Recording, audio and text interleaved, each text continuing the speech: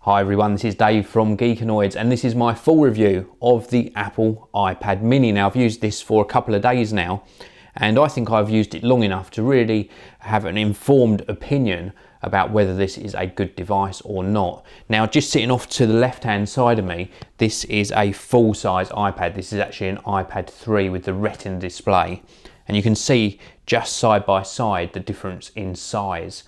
But the Retina display was a big selling point for people to upgrade from a first gen or second gen iPad. And it really is a lovely crisp display on that full size iPad. Now, when Apple announced the iPad mini, everyone jumped on the fact that it wasn't a Retina display. Now, is it noticeable? Well, I have to say yes it is. It does remind me of the days when I was using that first gen iPad and the second gen one. And you can see the pixels in the text. It's not too bad because it's all condensed down into this smaller display, but you can definitely see the pixels. Is it a deal breaker? Probably not. Why have Apple done it? Well, I've got a strong opinion about this. Apple aren't the only company to do this sort of thing. The technology companies nowadays, they work one, maybe two generations ahead, maybe even further ahead when they're actually designing and speccing out products.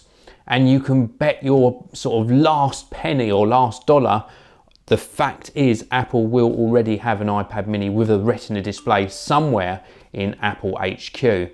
And the reason they do this is because they're going to drip feed you the technology. Every single company does it.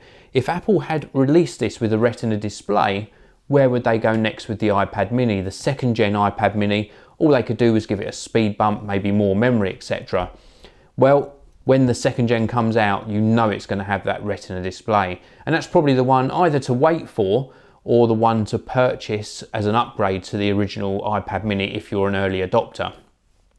The other thing I'm not too sure about is something like an Amazon Kindle fits nicely in the hand. It's nice and light, perfect for reading books.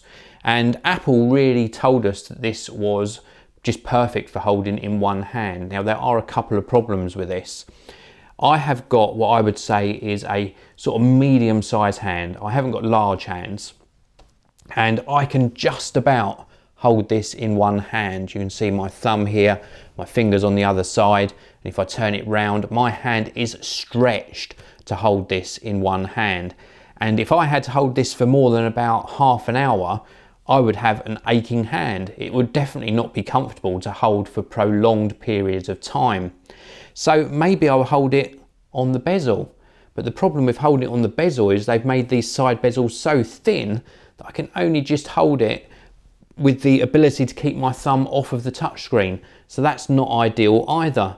So perhaps I'll hold it down the bottom. Well, yes, I can hold it down the bottom, but then it's quite top heavy. I know I'm sort of picking things here, but it just definitely isn't a one-handed device. It's nice and light, don't get me wrong. It's much nicer to hold for prolonged periods of times than an iPad 2 or iPad 3 or even the original iPad because it's so much lighter, but it's definitely not comfortable to hold in one hand for a long time.